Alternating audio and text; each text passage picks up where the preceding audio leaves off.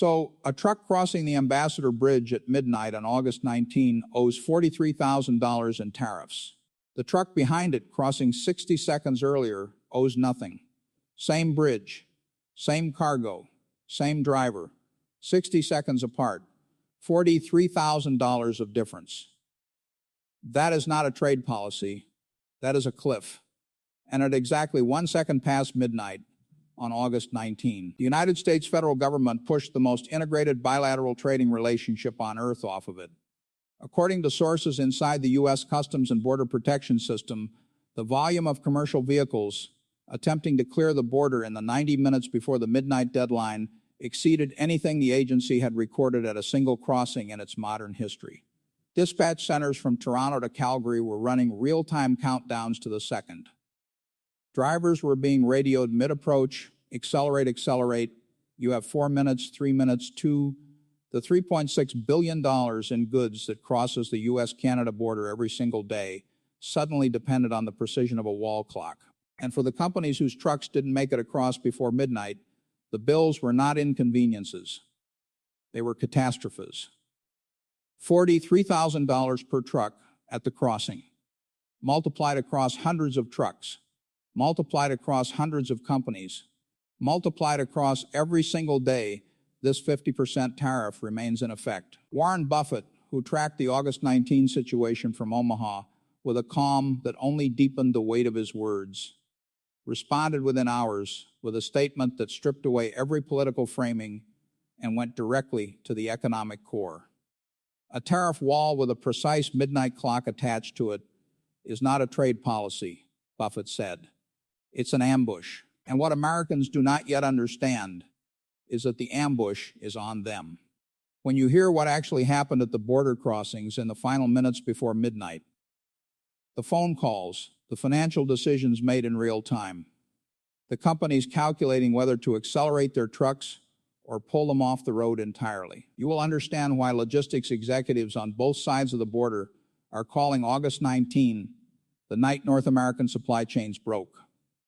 Hit subscribe, because what happened at midnight is still happening.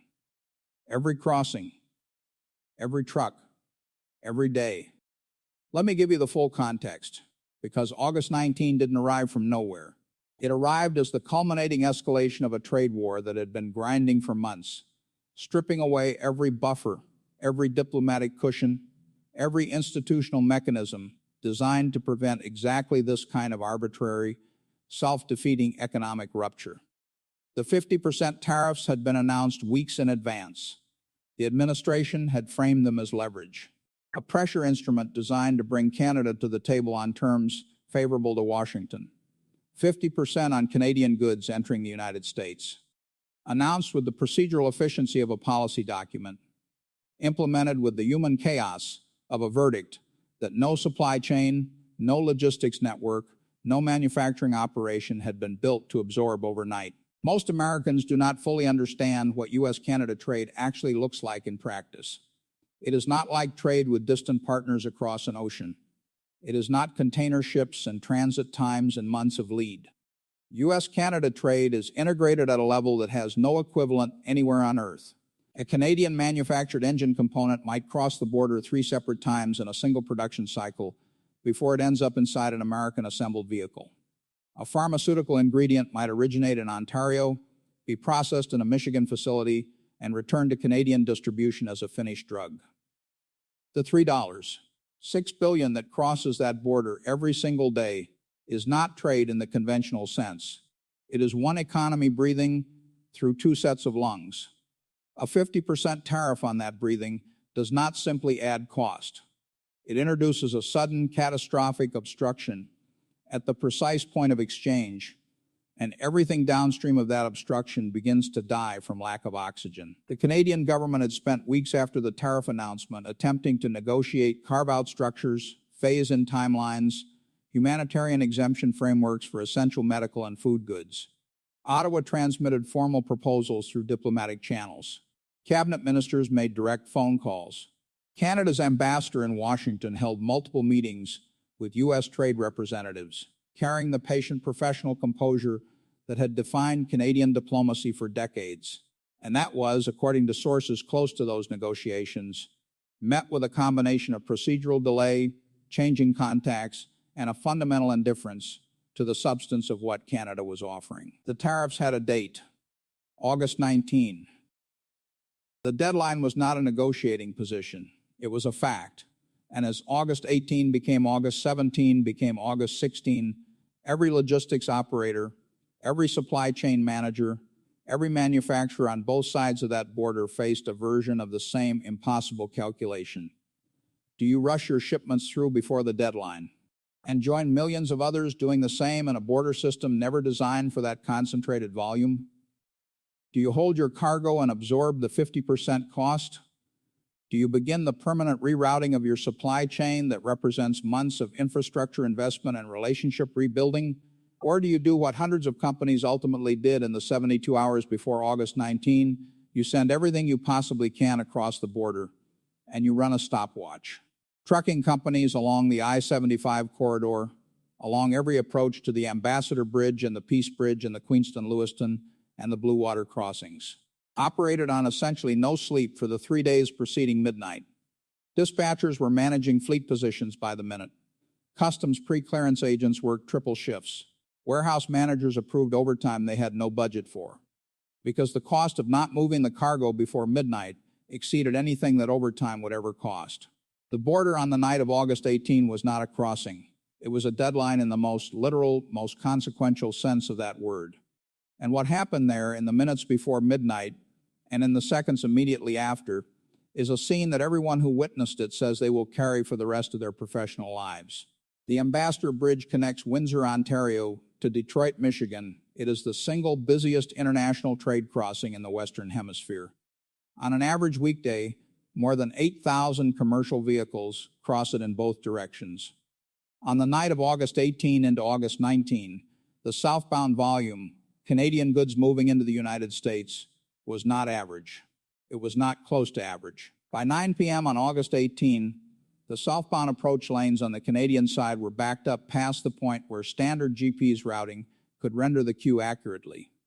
Commercial drivers were reporting 2-hour waits before they even reached the bridge ramp.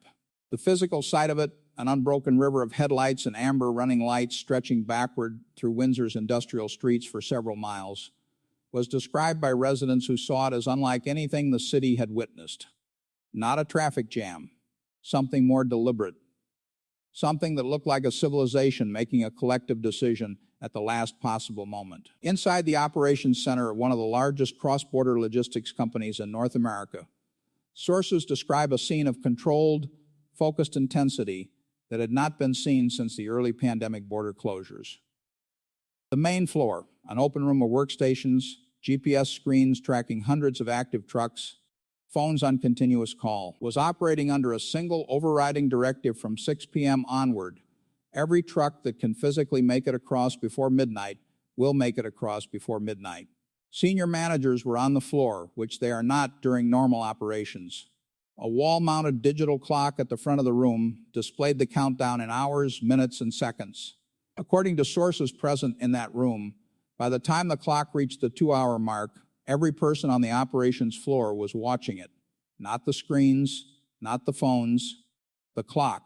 On the bridge itself, U.S. Customs and Border Protection officers working the night shift were processing commercial crossings with the professional efficiency of people who understood the circumstances and had stripped everything non-essential from their clearance protocols. There was no small talk, there was no latitude, there was only the procedure and the clock and the line that didn't end.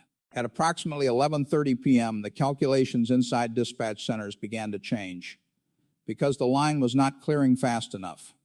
Companies with trucks still 45 minutes from the bridge at 11:30 p.m. faced a moment of operational mathematics that no freight manager had ever encountered before in quite this form. A truck carrying $86,000 in Canadian automotive precision parts would, after midnight, carry a tariff liability of $43,000. $43,000 on a single truck, on a single crossing. The fuel cost for that same truck from Windsor to Detroit was approximately $340. The math required no spreadsheet. It required only a calculator and the willingness to look at the result. Dispatchers began making decisions that no protocol had ever prepared them for. Companies with trucks still in the queue but unlikely to clear by midnight were instructed to pull out of line. The cargo would wait.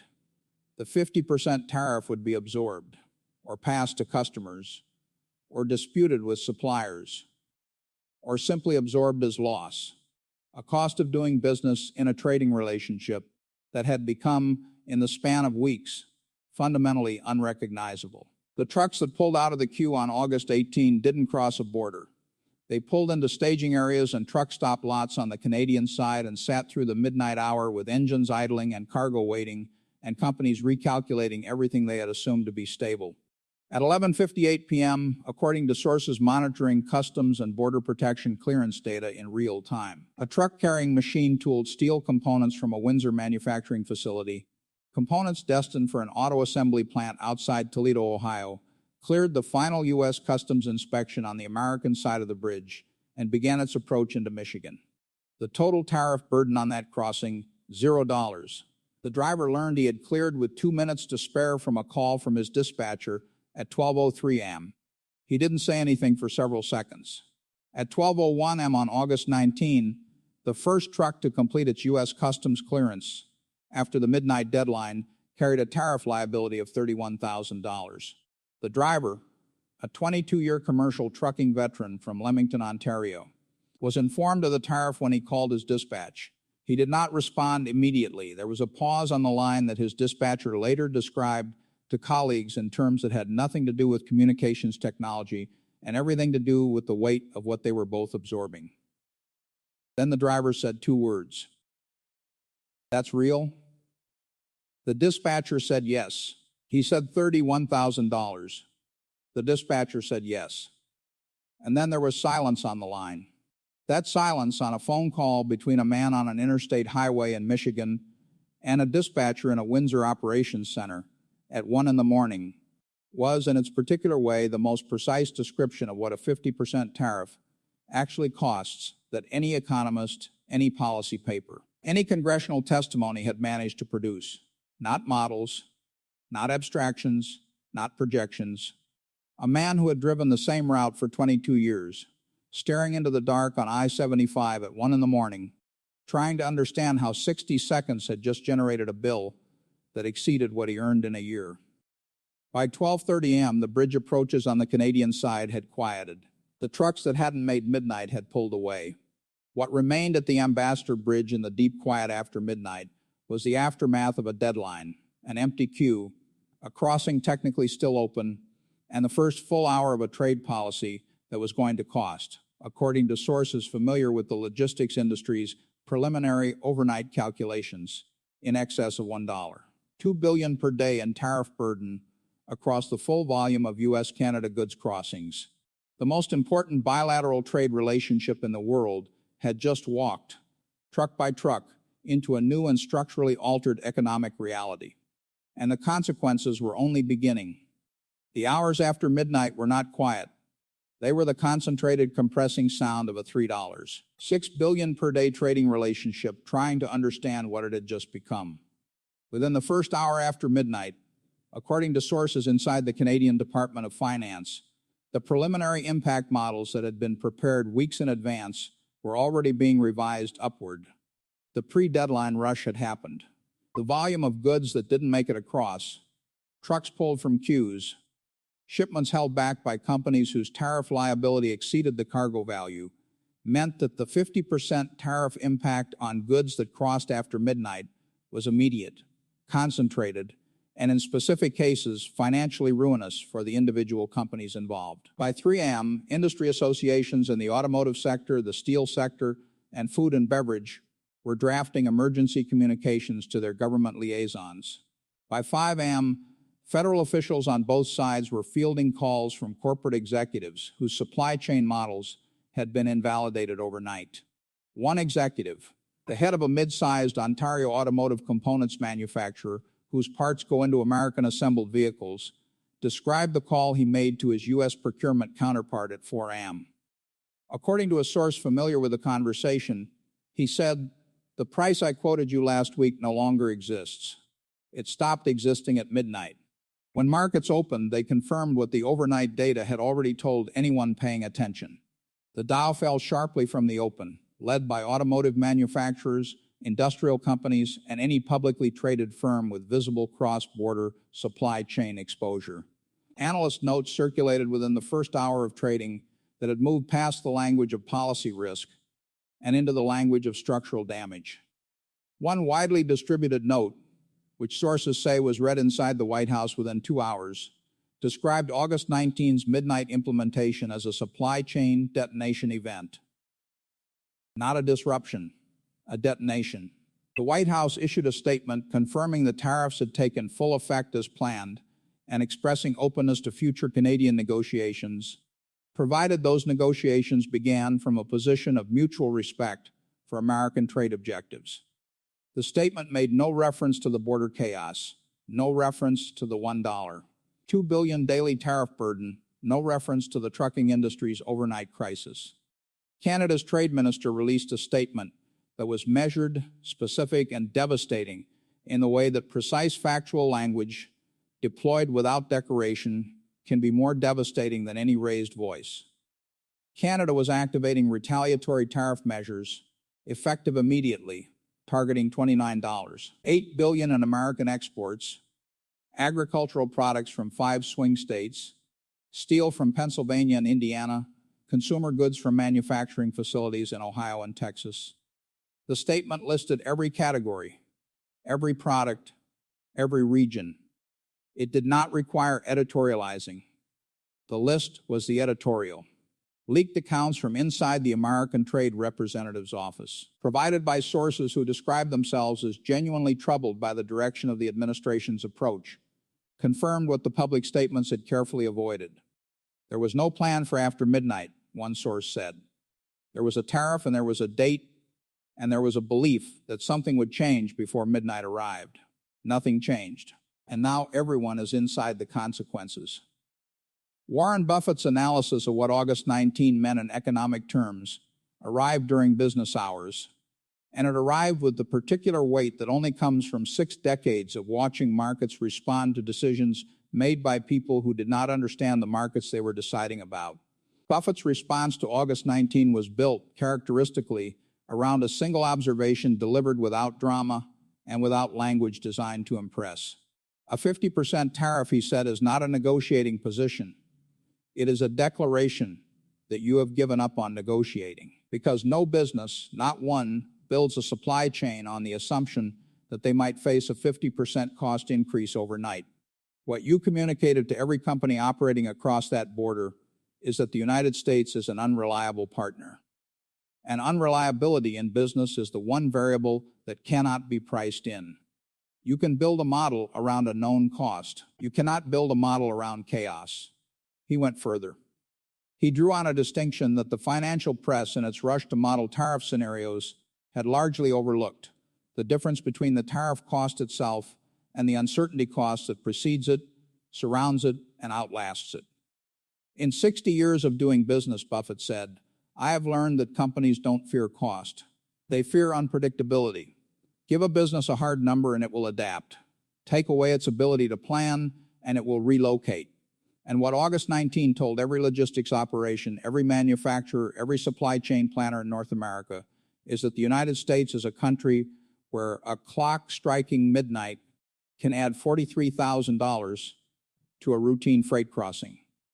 That is not a cost. That is a signal. And the signal is make permanent decisions based on permanent alternatives. The historical parallel Buffett drew was not abstract. He referenced the Smoot-Hawley Tariff Act of 1930, not as a textbook example, but as a documented case study in what happens when tariff policy is designed for political performance rather than economic outcome. Smoot-Hawley is taught in every business school in this country, he said. It is the universal negative example of trade legislation. We have studied its consequences for 90 years. We have taught its lessons in every economics curriculum produced in this country. And August 19 is going to take its place alongside it. Except Smoot-Hawley took months to cascade. August 19 did it in 60 seconds. The 60-second threshold, the 60 seconds separating zero tariff from $43,000 on a single truck crossing, was, in Buffett's framing, not primarily a financial tragedy. It was an institutional one. When you create a policy with a hard cliff at midnight, he said, you reveal that not one person responsible for designing that policy sat down with a logistics manager and asked how the border actually works. Because any logistics manager on either side at any crossing could have told you in 10 minutes what was going to happen on the night of August 18. The chaos was predictable. It was predicted by everyone who understood what they were looking at. The question that matters is whether anyone in the room where that decision was made ever asked.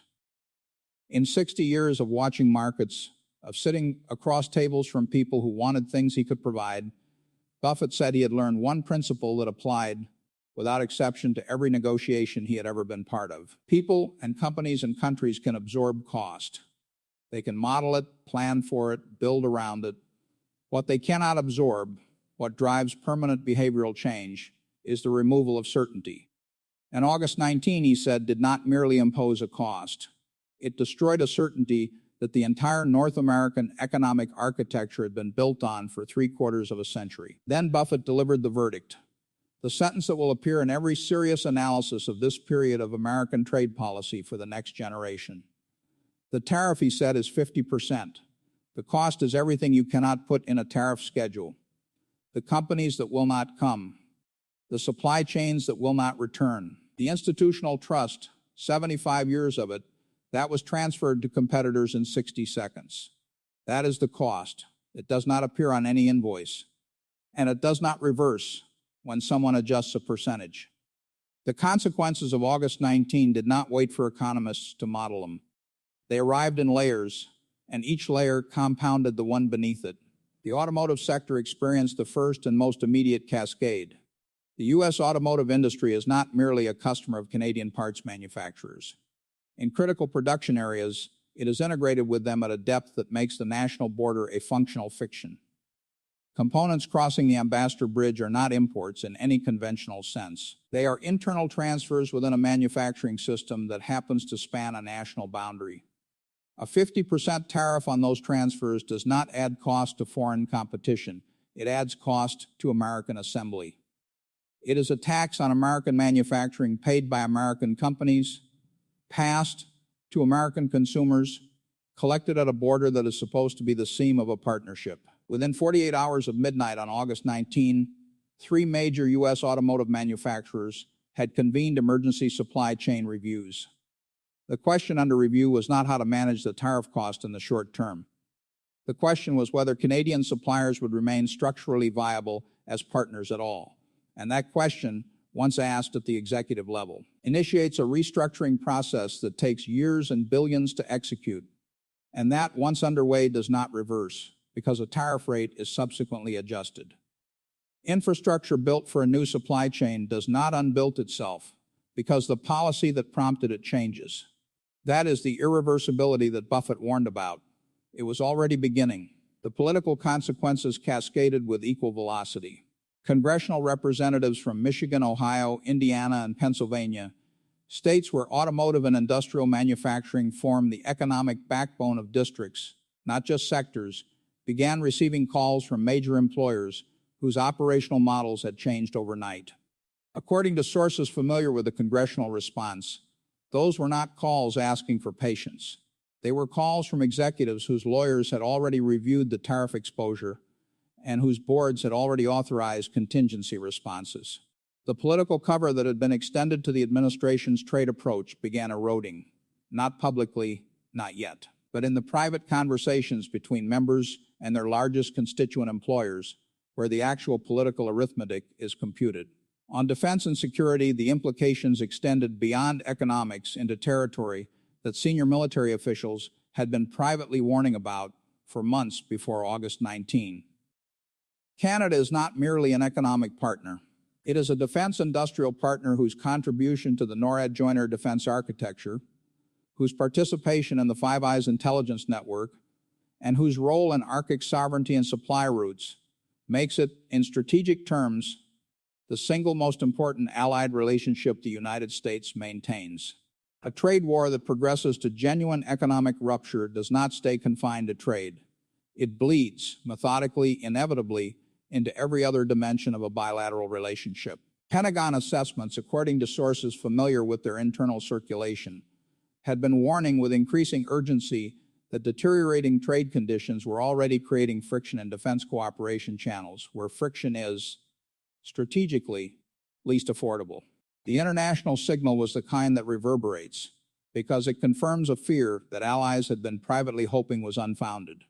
Germany's foreign trade minister called for restraint and a return to rules-based engagement, diplomatic language that every government understood to mean, we cannot believe what we just watched happen. Japan and South Korea, each managing their own complex trade relationships with Washington, quietly instructed diplomatic teams to study August 19 as a case study in what to prepare for in their own negotiations.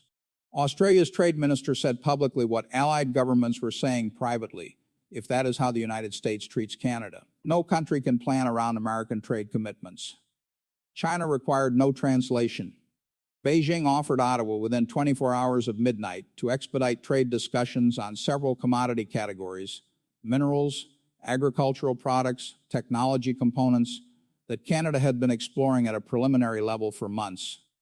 The offer was made publicly, deliberately, with the barely suppressed satisfaction of a strategic competitor watching its primary adversary systematically dismantle its own alliance infrastructure from the inside. Think about that for a moment. The tariff policy intended to project American economic strength handed China precisely the opening that decades of Chinese diplomatic effort had been unable to manufacture.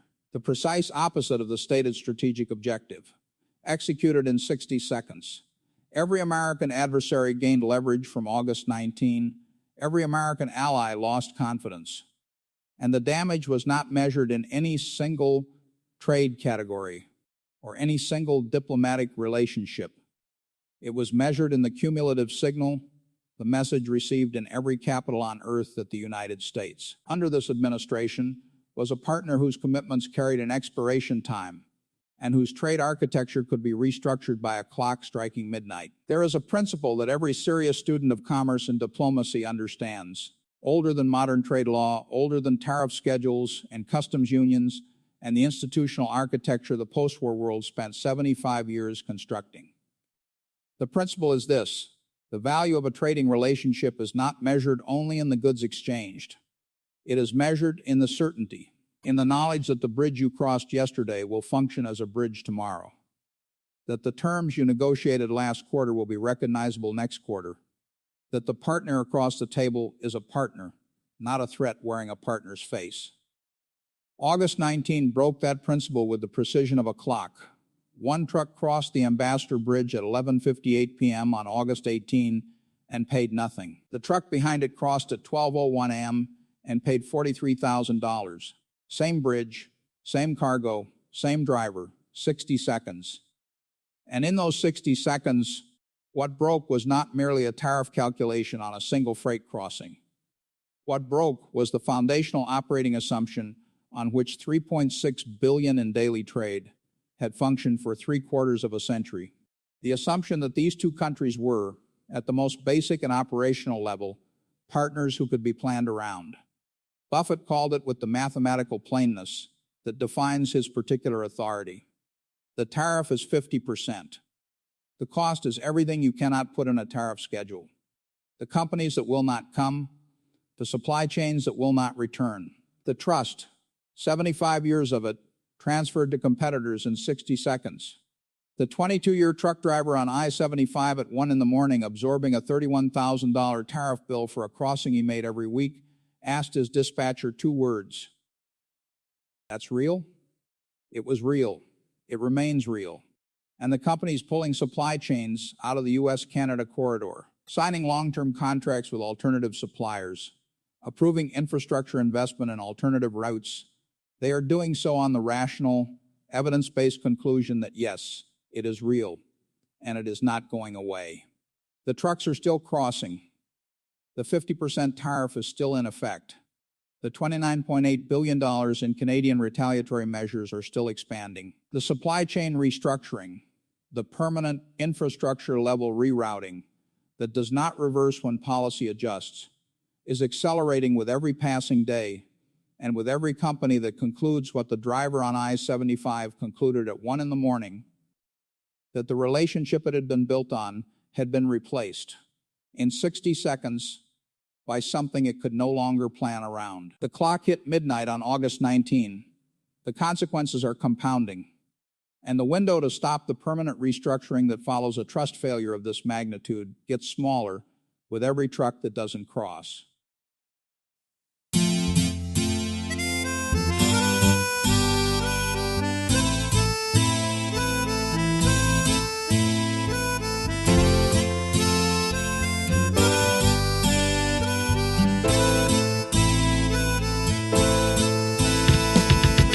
आशिक हूँ तेरा राजा बाजार का, लगता है मुझको नशा ये प्यार का।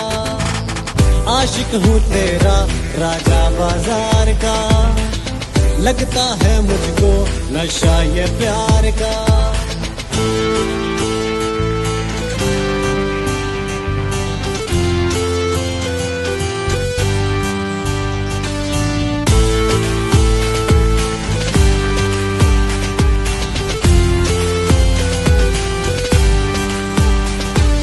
मुस्कुरा के बात करती हो, आदतें खराब करती हो, ना दिखो बेताब लगता हूँ, आशिक बेहिसाब लगता हूँ।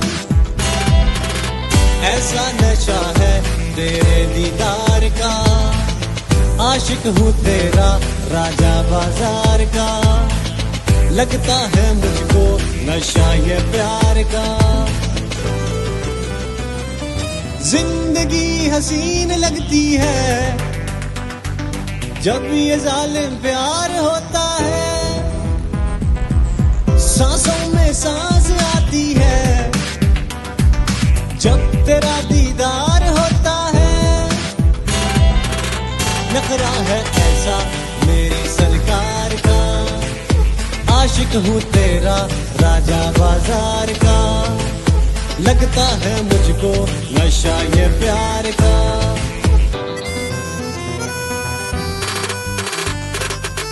नखरा इसका टॉप पर आती है टिकटॉक पर, नैनो से है नैन मिलाती, लड़कों के है दिल जलाती, पिंडी में है चर्चा इसका, नीरा जितना खर्चा इसका। मैंने बोला इसको मेट्रो में बिठाऊंगा, कैपिटल ले जाऊंगा, F7 भी घुमाऊंगा, मोनाल भी दिखाऊंगा, सेंटोरस भी ले जाऊंगा।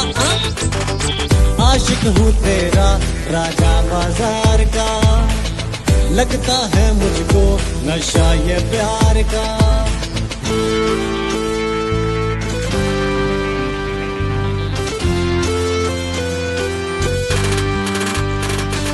मौसमों की बेकरारी को आजमा के जान जाओगी, हिज्र की आजमाइश में एक दिन पहचान जाओगी। कहना है मेरे दिल बेकरार का, आशिक हूँ तेरा राजा बाजार का, लगता है मुझको नशा ये प्यार का।